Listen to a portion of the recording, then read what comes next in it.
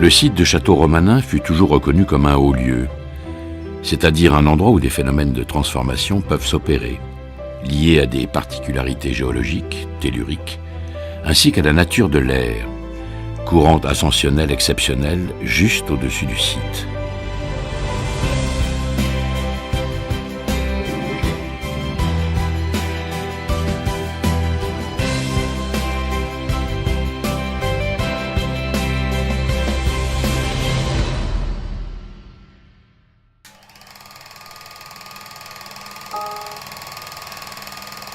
Romanin était autrefois un lieu druidique où était vénérée la déesse Mérane.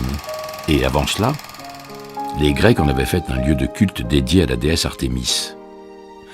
Ainsi, à l'époque des Grecs, les terres de Romanin étaient un important vignoble dont le vin s'exportait sous le nom de vin de Théopolis. Dardanus, patricien romain dont l'ancestralité remonterait à Balthazar, le roi mage, avait reçu le domaine de Romanin par mariage. Dernier préfet des Gaules, il exploitait les vignes et distribua le vin dans toutes les grandes cités romaines. Sa villa était située sur l'emplacement actuel de la chapelle Saint-Pierre, dite chapelle Notre-Dame de Romanin.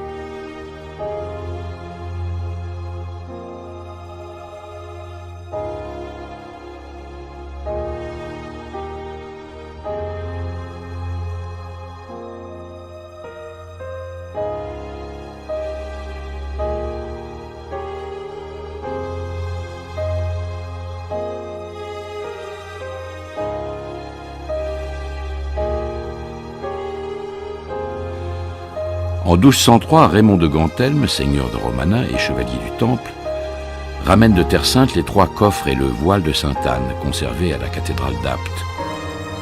Il entreprend la construction du château en conservant les structures anciennes. Le château fut construit par la confrérie de l'œuvre du Pont, organisation de constructeurs associés à l'ordre du Temple. L'architecte du nom de La Rovère avait déjà construit divers édifices dans la région. Dès les débuts de sa construction en 1203, le château devint célèbre par ses cours d'amour, renommées dans toute l'Europe. Les dames de la plus haute naissance en étaient les principaux juges. Il n'est pas étonnant que la tradition se perpétue jusqu'à nos jours. En effet, nous sommes aussi au pays tant chanté par Frédéric Mistral, Alphonse Daudet, Marie Gasquet. Comme si quelque chose dans l'air de Romanin et dans ses environs portait à la poésie et au chant. Cela est peut-être dû à la légèreté exceptionnelle de l'air. L'esprit magique du lieu a continué de souffler.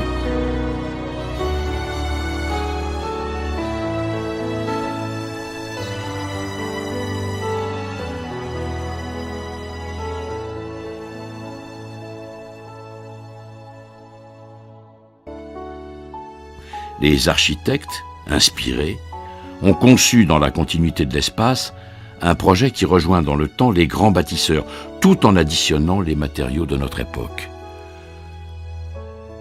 Le défi était de concilier le savoir traditionnel et la technologie de notre temps.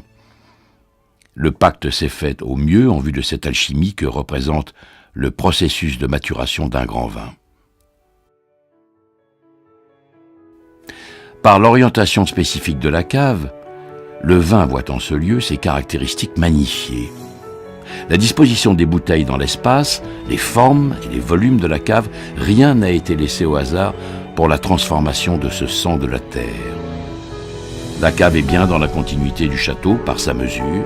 La coudée royale, 0,5236 L, a pu être identifiée sur les ruines du château. Elle y est partout présente dans la cave. La trame de la construction est en résonance avec la vibration de la Terre, 7,8 Hz, et contribue à perpétuer dans les molécules du vin toutes les caractéristiques du vivant.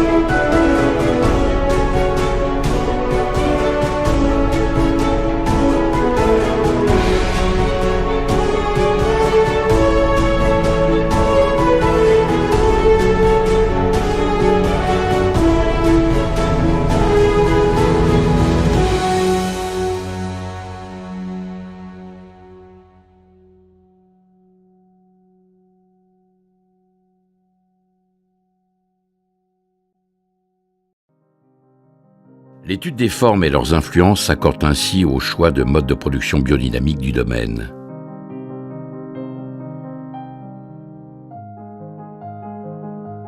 Romanin, tel un observatoire astronomique, joue du rythme des saisons, mais aussi de celui du Soleil et de la Lune, du cycle sidéral et de la position des planètes et constellations.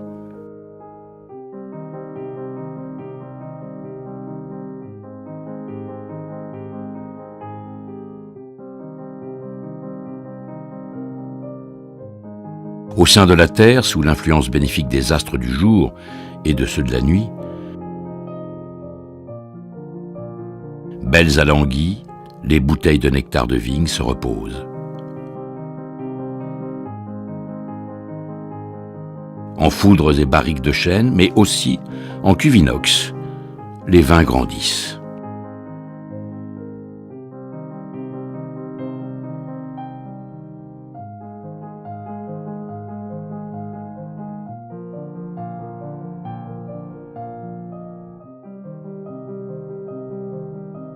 Après les vendanges, la vigne se prépare au repos. Les hommes vont lui porter les derniers soins. Au cours du rythme tropique et à la lune descendante, lorsque l'activité est plus intense sous la surface du sol, se fait la pulvérisation de la bouse de corne.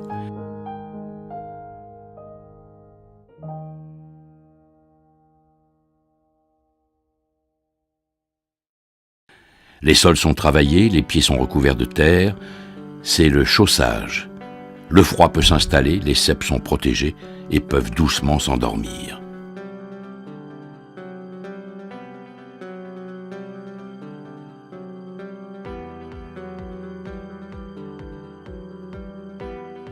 Et débute alors, en ce début d'hiver, la taille de la vigne qui prépare le prochain cycle végétatif et favorise la future récolte. Les bois coupés seront alors brûlés et répartis sur le sol. Protégée, la vigne est alors prête à subir les frimas de l'hiver provençal. Son cycle végétatif se met en veille. Il attend sa renaissance, le printemps venu. La terre se réchauffe doucement en Provence, et si dans les caves le vin continue doucement son élevage, le travail recommence dans les vignes. Les pieds des ceps sont dégagés, binés, la terre est aérée pour mieux recevoir les rayons du soleil. Les soins s'organisent autour des plants de vigne selon les règles établies de la viticulture biologique. Excluant le moindre produit chimique, les traitements s'alternent et se poursuivront jusqu'au milieu de l'été. Bouillie bordelaise, soufre, décoction de prêle et de valériane. L'eau nourricière reçoit elle aussi un soin tout particulier. Afin qu'elle apporte à son tour un faisceau d'énergie, elle est puissamment agitée à l'aide de minéraux recevant ainsi de hautes puissances vibratoires. La remontée de sève s'accorde au cycle ascendant de la Lune et paraissent de ci de là les premiers bourgeons. Au mois de mai, le choix des plus vaillants se fait, la distance entre chacun permettra leur croissance optimum et maîtrisera la culture. C'est l'ébourgeonnage. L'effeuillage suivra d'un mois, donnant une meilleure ouverture aux rayons du soleil, suivi en juillet de la vendange en vert. La maîtrise de la photosynthèse est aussi capitale que la qualité du sol duquel se nourrit la vigne. Le talent des hommes s'exprime et leur différence ici s'affirme. Nous voici au pic de l'été, l'activité redouble dans les vignes. L'examen sanitaire des raisins est à son apogée. Mi-août, plusieurs contrôles de maturité sont effectués. Dégustant les baies, mesurant ses différents composants, une prévision de la date des vendanges se détermine.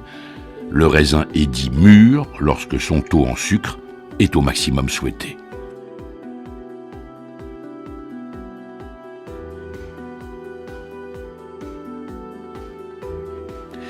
Et voici venu le temps des vendanges. L'alliance parfaite de la maturité maximale, de la lune ascendante et de sa position sur les constellations propices sonne le temps de la récolte. Faite à la main dans des caissettes de 15 à 18 kilos, afin de ne pas abîmer les grappes.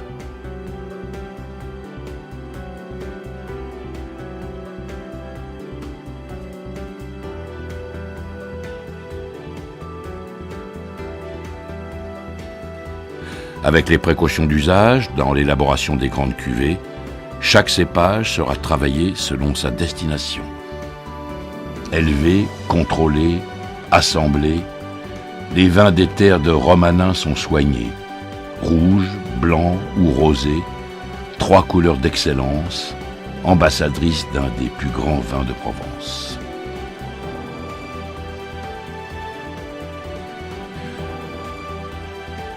Pour l'élaboration des blancs et rosés, la vendange sera refroidie pendant au minimum une nuit à une température de 10 degrés avant le pressurage en grappes entières. Longuement, une légère pression sépare les jus frais et les matières solides du raisin. C'est l'opération de débourbage qui permet de décanter le jus. Cette opération est capitale pour apporter du caractère au vin, sélection des éléments précurseurs d'arômes. Blancs et rosés commenceront leur fermentation alcoolique en cuve inox. En cours d'élevage surviendra le bâtonnage, qui consiste à maintenir en suspension les lies fines du vin. Cette technique favorise le développement d'arômes complexes et le caractère du vin. Enfin, à la sortie de l'hiver, viendront suivant les opérations de soutirage et d'assemblage précédant la mise en bouteille. La méthode de vinification des rouges commence, après le tri manuel, par l'éraflage des grappes, afin de ne garder que les grains sains et à maturité qui seront ensuite foulés. Commencera alors la fermentation alcoolique, et pendant cette durée, nous utiliserons le pigeage. Cette technique de vinification consiste à enfoncer le chapeau, ou gâteau de marc, constitué des baies de raisin pincées, dans le jus en pleine fermentation. Cette technique des plus délicates permet d'extraire les arômes, la couleur et les tanins. Après la fermentation alcoolique, un temps de macération est déterminé par une dégustation quotidienne. Et c'est à ce moment que nous décidons d'écouler nos cuves et transférer le vin de goutte dans une autre cuve pour faire sa deuxième fermentation, la fermentation malolactique. Le gâteau de marc est alors mis dans le pressoir afin d'extraire délicatement le vin de presse de chaque cuve. Ces vins de presse sont naturellement plus denses et plus intenses, avec des tanins très affirmés, eux aussi feront leur fermentation malolactique. C'est au cours de l'élevage que nous procédons via la dégustation aux différents assemblages des terroirs, des cépages et des caractères qui détermineront les différents vins de Château Romanin. Romanin et la chapelle de Château Romanin seront élevés en cuve inox. Le Château Romanin grandira en foudre de 45 hectolitres et en barrique. Le cœur de Château Romanin, quintessence du château, produit que dans les grands millésimes, s'élèvera en barrique neuve. Par respect du raisin au Château Romanin, nous refusons le diktat du bois et nous condamnons la standardisation du goût. Pour chacune des cuvées du domaine, les vins des terres de Romanin sont soignés. Le travail, l'exigence, l'accompagnement des propriétaires et de l'équipe font que Château Romanin a pour volonté de porter au loin le rayonnement d'un des plus grands vins de Provence.